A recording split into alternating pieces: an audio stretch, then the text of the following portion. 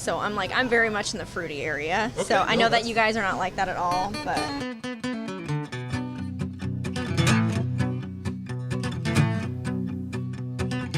Hello and welcome to another episode of Who's Drinking What? Today it's 11/28, November 28th. That's Black Friday, in case you guys were thinking that. Who remembers Black Friday's date? We're being recorded live here at the Tap Beer Bar in Bloomington, which is a lovely establishment, and I always want to thank them for having us here. I'm Peter Hines, and sitting across from me is not Brooks Scott. Brooks, being a gentleman, has a family eating obligation today. His wife's family is doing Thanksgiving, so we had scheduled a guest for you guys today, and she has been so lovely as to take on guest hosting duty so we can do a whole show, and it's Jessica Inlow. hello everyone. It's pretty Nice. it's pretty great to be here. Thank you for having me, Peter. Thank you so much for coming. And actually, any fans of the show, I've just started a Twitter account for the show. It's at Who's Drinking Wha.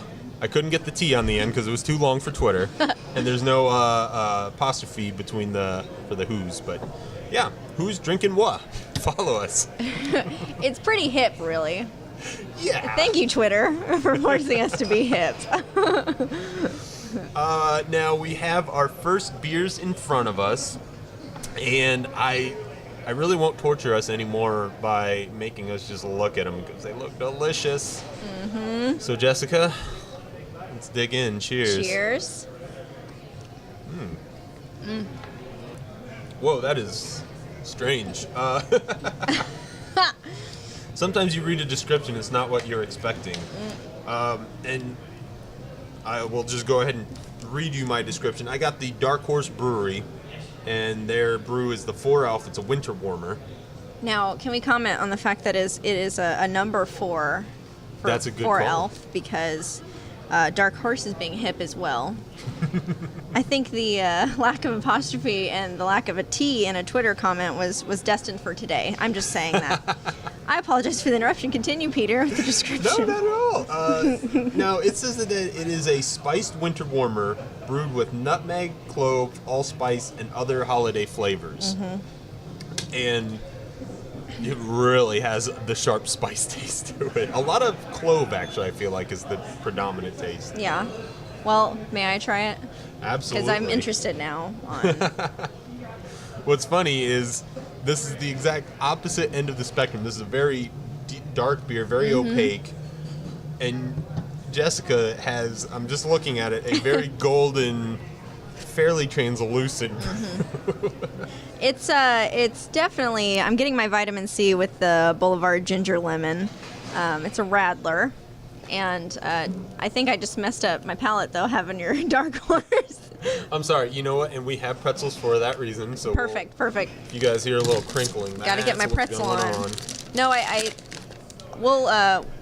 we'll say that the Radler was definitely refreshing. I'm definitely a fruit beer connoisseur. That's about it, though, for me. I don't like to venture off very often for a whole pint of something different, but I think the Radler satisfies a refreshing sort of taste that I like. So Yeah, and that's a really interesting pick because I actually tend to veer away from those because they tend to be rather tart. Would you say that's what this one is? Or? I don't know. I've always liked tart, so I used to just eat solid lemons. So my enamel's screwed. I did.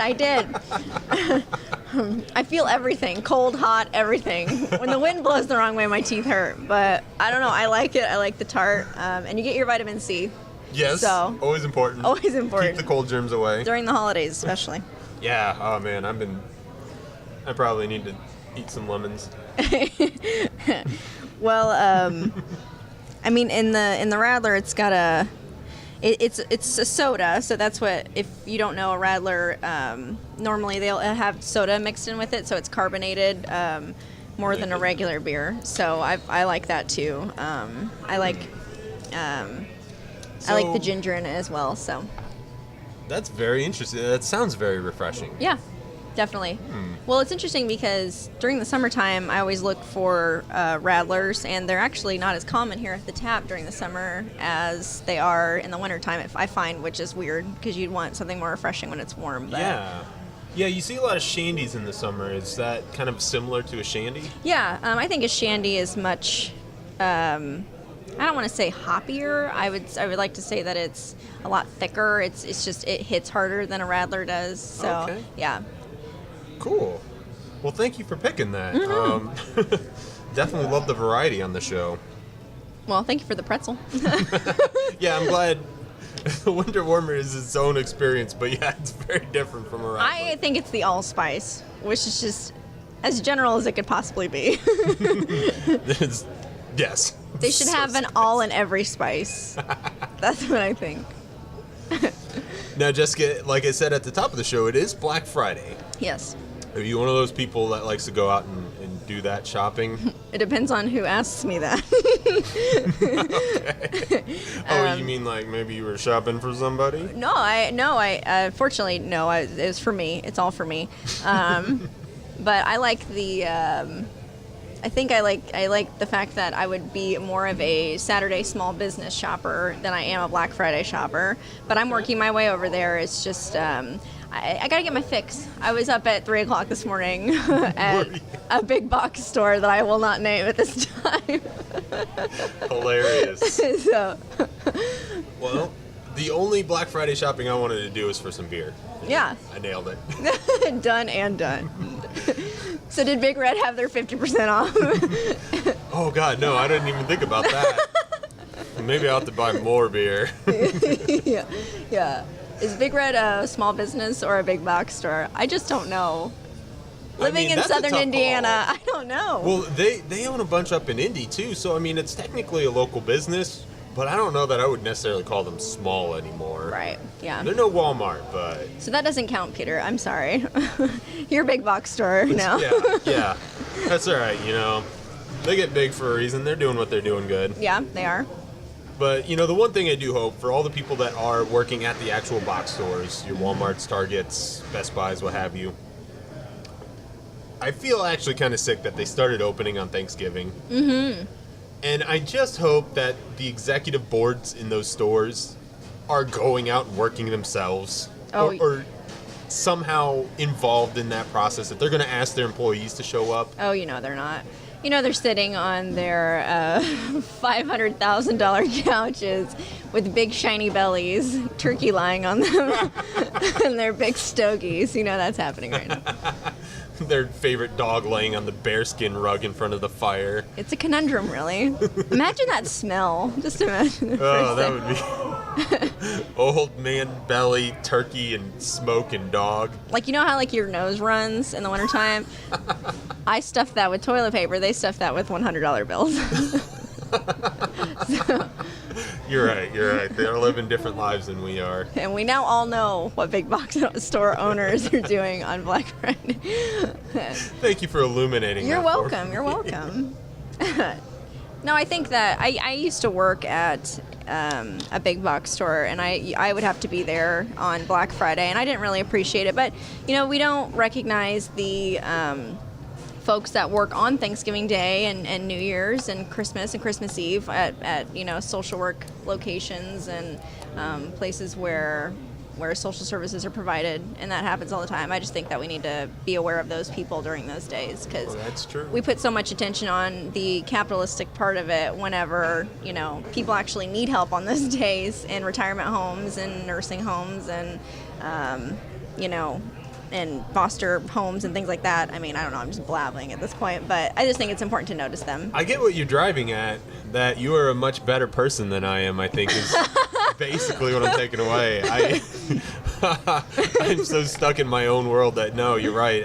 I guess you're right that those things don't take a day off just because it's the day after Thanksgiving. Well, no, and they don't, but, it's nice to... You don't have to feel guilty for not recognizing those things, because that means we're doing them right if you don't necessarily see them all the time. And Bloomington's a great place for those services, too. So that is true. I mean, if I ever had to be in a place where I need help, I would definitely, even if I wasn't living in Bloomington anymore, like, I'm hitchhiking to Bloomington. I'm making my way there. Totally. This is the Mecca right here. So, how was your Thanksgiving? It was very good. I might have a twang, though, during our session here, because I saw my family, and they're from Kentucky, so forgive me if it wanders a little bit. Like Deep Woods, Kentucky, or like River, Louisville area? Oh, it's Deep Woods. It's absolutely terrifying. Like, where it's not even an accent anymore, it's just kind of mumbling. That didn't even take you any thought to get into. No, it didn't. What did I say? Wow, I don't know. I mean, maybe I should look into starting a moonshine podcast with your Absolutely. with your kin. Absolutely. With my kinfolk. Mm-hmm. They didn't even do it right, see? You're gonna outdo me. Unfortunately, it's doing it wrong is right, so. Oh, you can't understand me anymore? Then I must be doing it right. So. No, they're wonderful people. Just drunk all the time. I'm sure they are. Thank you to Jessica's kinfolk. So did they come up, or did you go down there? Oh, they're up here. It's so weird because they have lived here forever, and the accent just does not go away. I don't know what happens. I don't know. Well, you know, they want to keep the cultural heritage alive. Yeah, or they never come out of their homes. That's. How was your Thanksgiving, though? It was good. I spent it with my girlfriend's family. They're from the East Coast, Boston area, so it's very different than I think what a lot of like Midwest people are used to, even what I am. And my family's more from like Chicago, Milwaukee area. So our Thanksgiving's even different than some people here in Indiana are accustomed to having. I'd never actually heard of deep frying a turkey before in my life before I moved to southern Indiana. Yeah, really? Is that something you guys do? It's totally a thing. If it's stupid, southern Indiana is doing it. I mean, in like a safety, I guess, like it tastes delicious, but safety-wise, there's they can explode, right? Yeah, absolutely. Open flame and oil, like 10 gallons of oil. Let's make it happen. Oh, man. I don't know. That would be... I mean, I guess it's like going watching a hillbilly fireworks fest, right? Right. Oh, yeah. No, it's perfect. It's absolutely wonderful. Except it just the suburbs and hillbilly are just so intermingled in South Central Indiana. So there's no, it's not redneck anymore. It's just life. Yeah. No, that's true. And that's the other thing I really learned moving down here was just, how I'd be like, oh, man, that's some redneck stuff.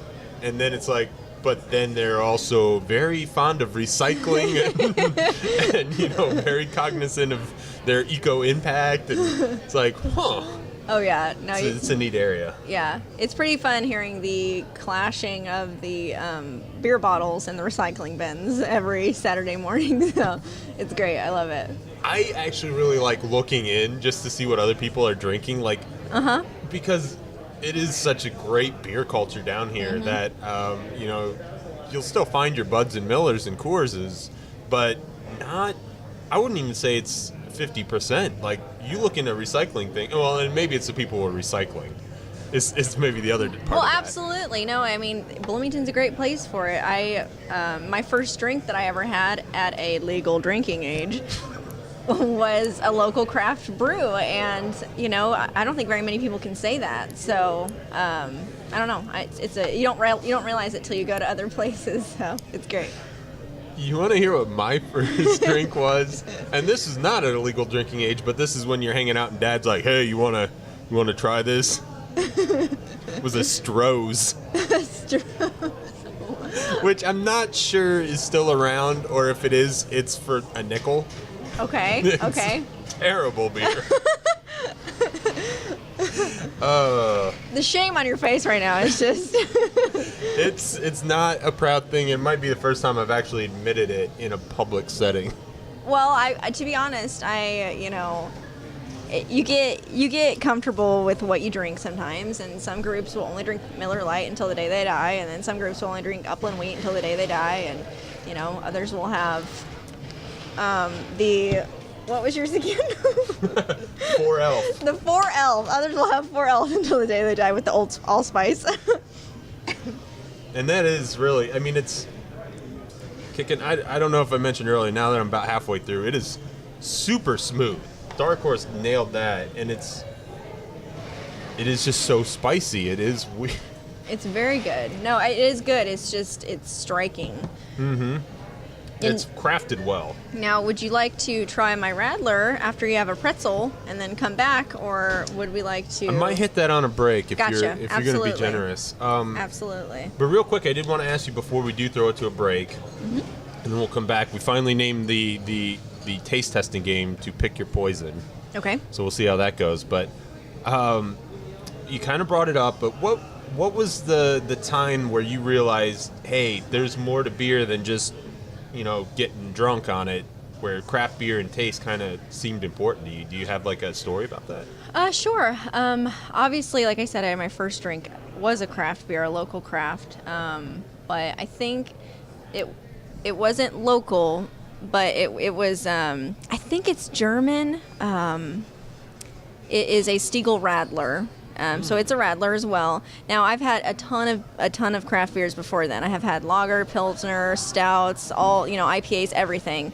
But for some reason, that just struck me as something that I really, really enjoyed. It was refreshing to me. It was a Stiegl Radler. It's got the grapefruit soda, everything like that. It's great.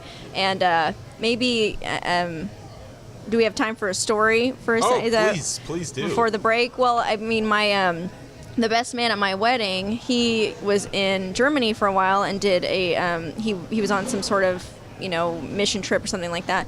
And he was working over there and told me the story of the Stiegl Radler. Essentially, there was a marathon, and on the top of this hill or something like that, there was a pub, and people would stop on this marathon and drink at this pub. Well, they started running out of beer, and they filled it up with soda. It was grapefruit soda, so they filled up half of it with grapefruit soda. That is essentially the start of the Radler. So I don't know if that's true, but him being over there was kind of cool that he heard that story from the locals. So no, I've actually heard of like hiking trails or like any kind of event like that, which you can find in towns, but in Germany they will make you drink their local beer, and they'll have instead of watering stations, they'll have beer stations set up. Yeah. So I totally believe that. That's how hydration works, right? Yeah. No, but that Stiegl Radler was essentially, it was only a few years ago when I had it, but that was when I decided that there isn't necessarily just lager, pilsner, or IPA, or pale ales, or things like that. You can jump into a different realm too. So yeah. That's really cool, and I didn't know that little historical tidbit. So you already kind of jumped me. We're gonna have two this day in beer history apparently, because I'm gonna count that. That was this day in beer history.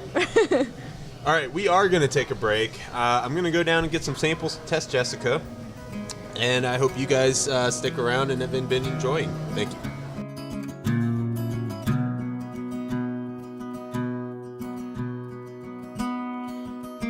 Shadows fall to my window. Night is coming on. Okay, ladies and gentlemen, we're back with the segment Pick Your Poison, where instead of Brooks, I'm going to test Jessica, and Jessica has been gracious enough to accept the challenge. Brooks is a very, very veteran beer taster, and he keeps blowing me out of the water on these tests, so... Jessica, do you know how the game works? Or I think so. We're going to go ahead and try 3 different beers, and I'm going to have to determine the type of beer. Is that Yes. correct? Okay.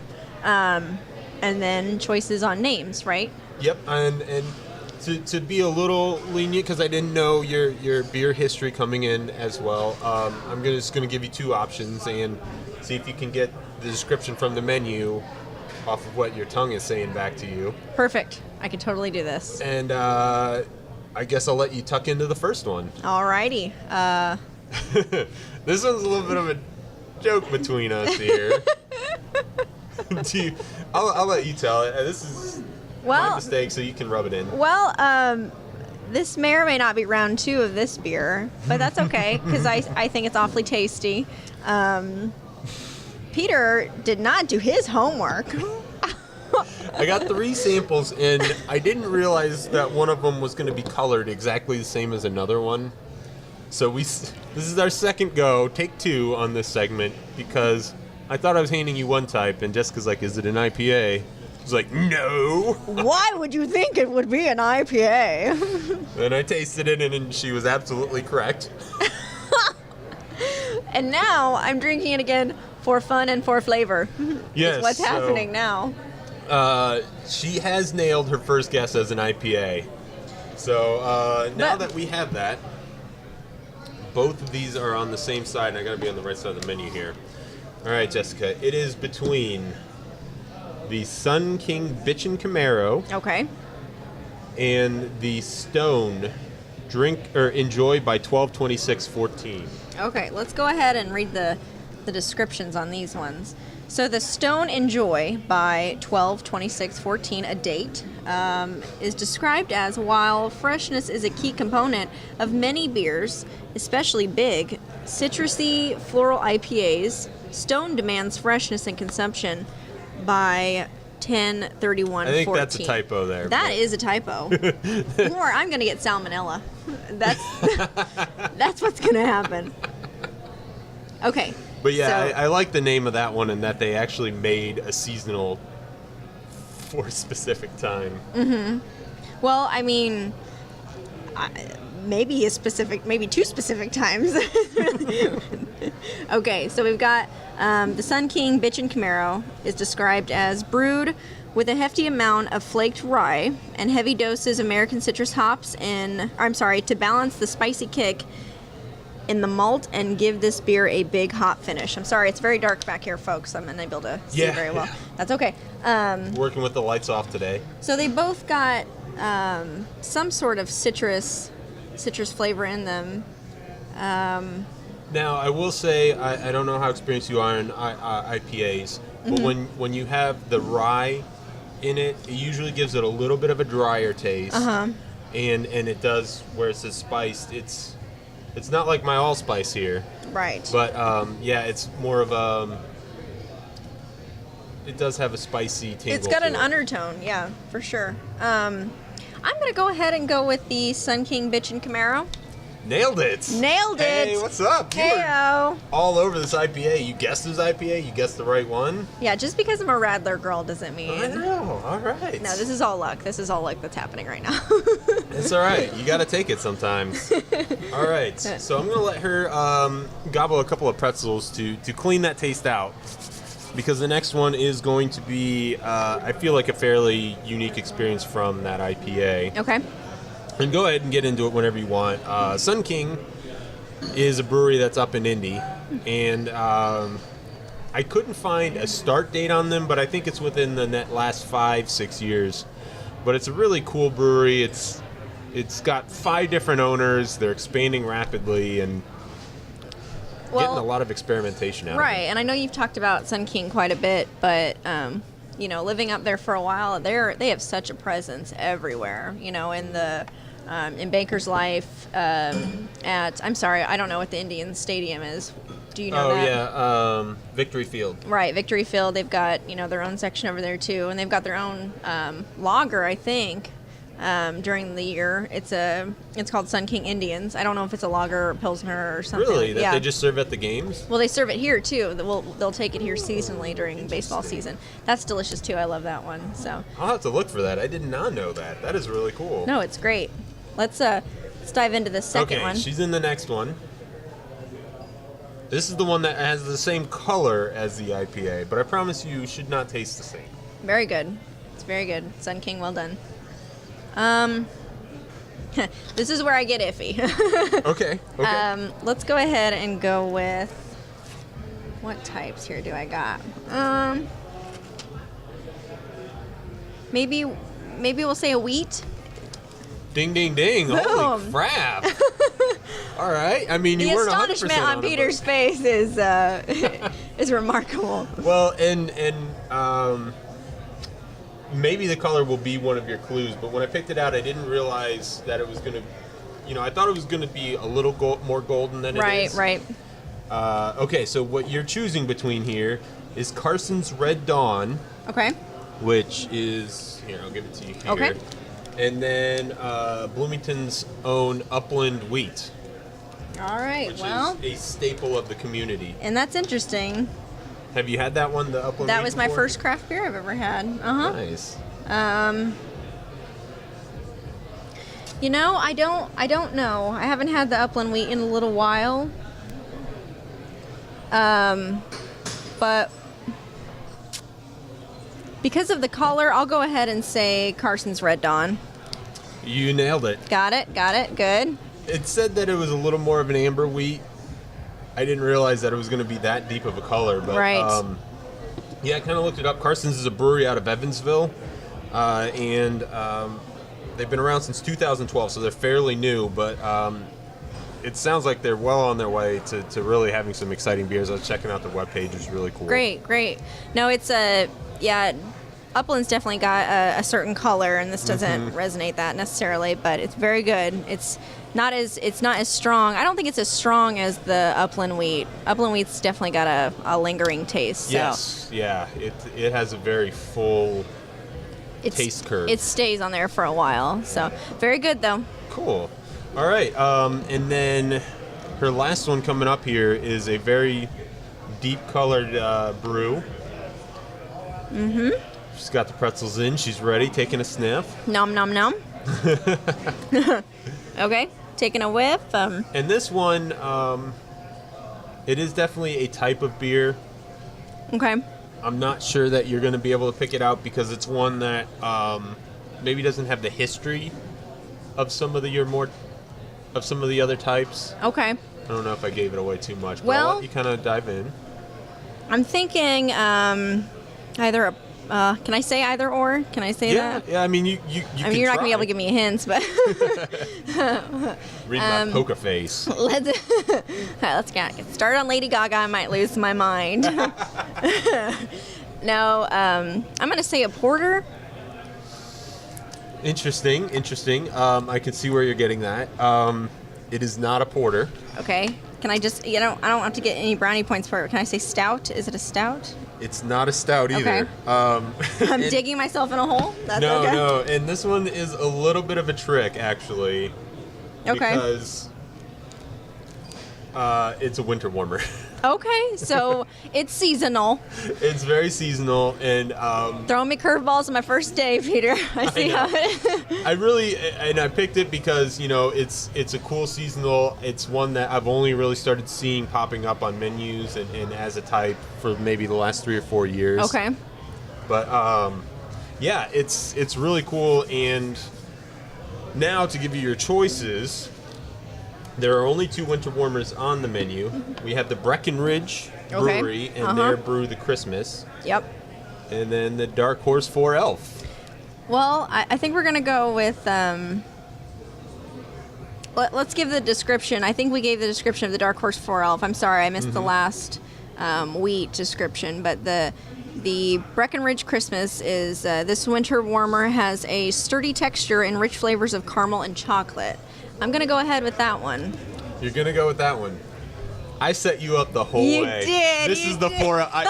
And the only reason I only It just changes. That's my excuse. Is it changes? It does. It's got very complex taste. So, and the reason I chose this as my first beer was because when I was doing the research into picking this, I was like, oh my gosh, this is great. And the brewery itself, we kind of talked about it before the show, but Dark Horse is started by this man.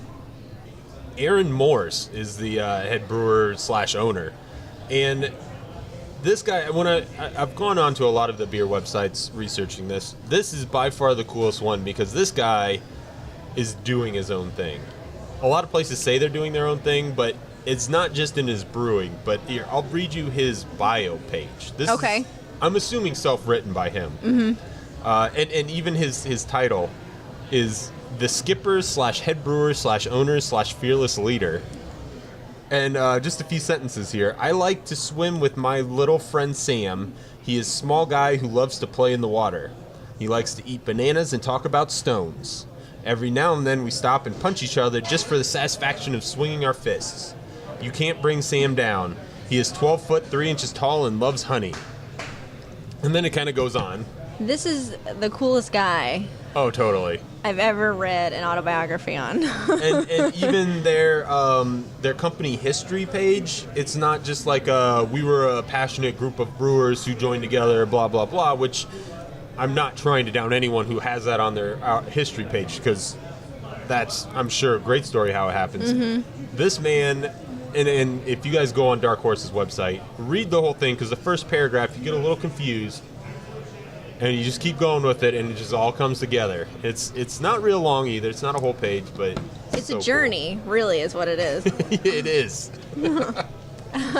So, and I don't know. After this 4 Elf, I really am excited to try other stuff if I see from them. Well, I'm not best friends with the 4 Elf right now, only because it tricked me. So It's all right. I'm glad that you didn't just sweep me, because I was gonna have to go home and cry because I'm no good at this game. well, I think I got some curveballs, so I feel pretty proud of myself. I think it went pretty well. I do want to tell you, I was preparing for Brooks, so Right, well, that's good. you did get some curveballs. All right. Well, I think we're gonna take another quick break. We'll be back with our second beer, and we'll do this day in beer history. Jessica, thank you for playing Pick Your Poison with us. Absolutely, thank you. We'll be right back. I like girls in cut-off blue jeans. Is that really oh so bad? Sometimes I think I miss my call. Should have been Sir Galahad. Memories, they come to me. I find I see places I'd like to be. My mind, it runs in circles for what seems forever. Stopping never, round and round. Okay, guys, we now have our second beers. We're winding down the Who's Drinking What, ep4. And I want to thank Jessica Inlow again for coming on and being a great guest host. Well, thank you for having me. I've had a wonderful time. And someday I will have you on just as a guest, relieve you of some of the duties, so you can just have fun. It'll be pure fun next time. So you won't throw tricks at me with the games. No. In fact, maybe I can help you double team on Brooks or something. We can throw tricks at Brooks. Oh, Brooks isn't coming back. I've taken his job over. That's what's happened. Brooks, Jessica just cut you. Sorry, Brooks. You're off. Poor guy. He's probably just eating his face off right now. He's asleep. Let's be honest. So we have our second beers here, and I think we'll tuck in, and then we'll give you the description. So Alrighty, cheers. round two. Whoa. I love that. Oh my gosh. Yeah, yours has a beautiful color. Oh, that Well, is do you so wanna- good. Do you want to read yours first? Yeah, absolutely.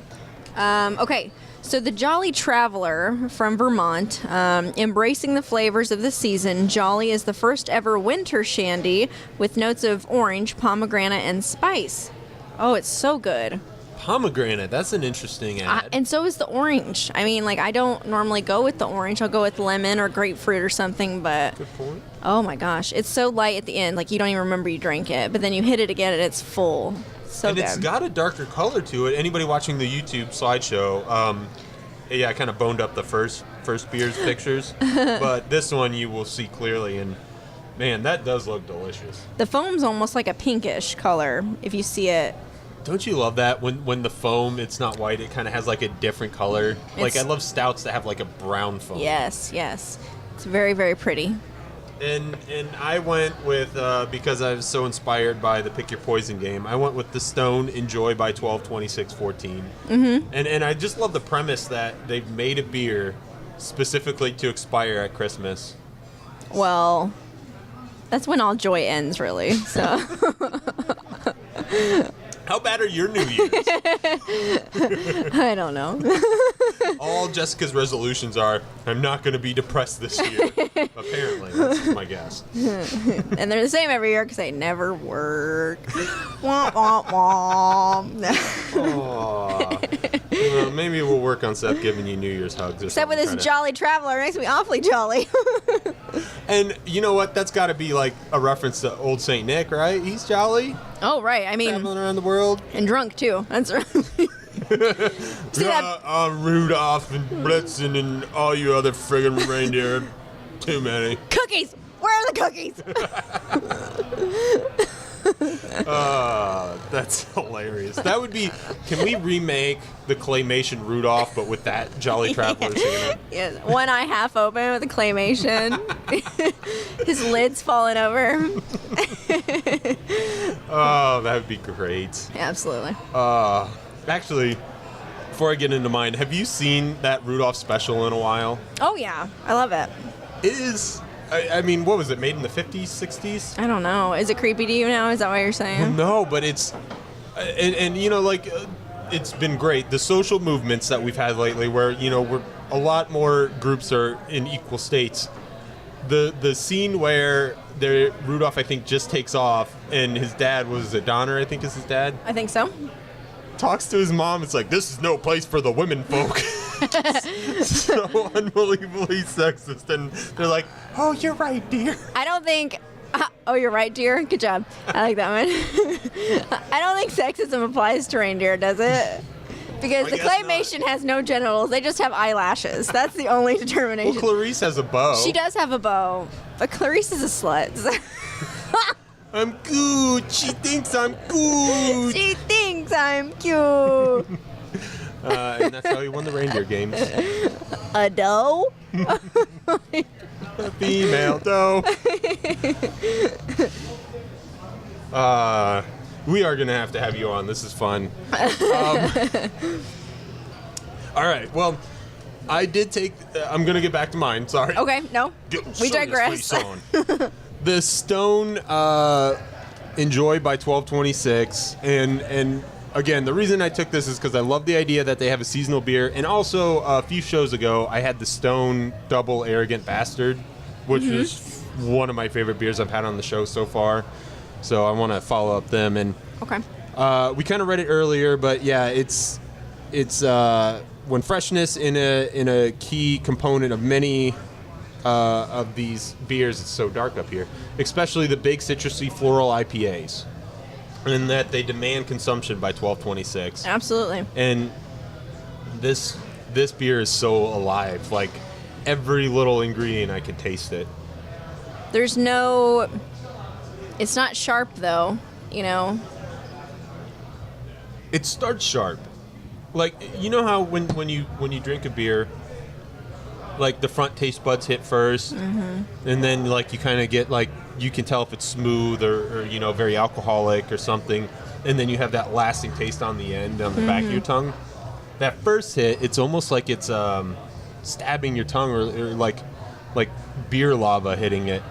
But then it just smooths out and it's so delicious. I don't know. I don't know if that's a real good description, but No, it is. It's a lot of IPAs. I feel like I get just it's so overwhelming my palate that I can't exactly taste the undertones that they talk about in the description. But this one's definitely not like that at all. Oh man. Would you like to try my shandy? Because it is I will. amazing. Let me crunch on some of these Gotcha. pretzels real quick. And I think that the choices I've made today for kind of the sweet drinks are they're good for folks that aren't necessarily used to fruity drinks. So now the Traveler brand is awesome for me. I love them. If they have, they're pretty good about their seasonal fruit drinks. So you've had Traveler brews before? yes, and I cannot remember the other Traveler drink that kind of hits during the fall, but I can't remember it. I apologize, but it's much stronger than this one, but.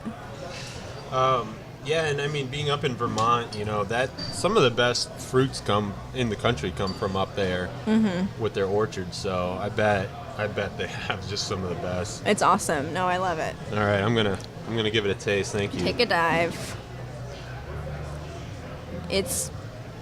Oh wow, that is good. It's light, isn't it? It is, and I think I got a very unique taste there at the end. Like, it kind of hooks in, like almost like a slight cinnamon feel to it, but maybe it's the combination of the orange and the pomegranate. Well, they said there's a spice in it too. They said That's spice. That's got to be it. That was good. Yeah. Yeah. It's not just cinnamon, but That's what I can pick out. Well, I mean, you stick with a lot of with Radlers. You get a lot of citrus, so you get. I stick to grapefruit and lemon, but this one says it's got that orange and pomegranate in it, and I'm not used to that mixture, so I love it. It's great. And I can actually see how that's more of a winter style. Yeah. So. Totally. It's not. I wouldn't say it's as refreshing because it doesn't last as long on the palate, but yeah, no, definitely wintry. Yeah, and yeah, anybody who's an intermediary beer, or even if you can't get into the IPAs, anything hoppy or too bitter, I totally understand. I have a real good friend like that. This would be a great beer for him. Absolutely. So good. And now we're going to transition into our last segment of the day, this day in beer history. It's November 28th. And looking back, this headline comes all the way from 1621 in Massachusetts. The headline is Colonists and Natives Have Pitch-In Dinner.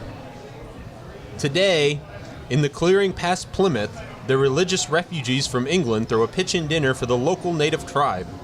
Organizer William Bradford has hopes that this can be a yearly tradition to thank the natives for the help they gave in showing how to work the local soil, which of course can't be as good as the godly earth we have back in England. Attendees of the dinner said that the natives brought meats of the local winged beasts that make the most disconcerting noise. They said it is not bad though, maybe a little dry, but is much better use for the fowl than that of scaring children into doing their prayers.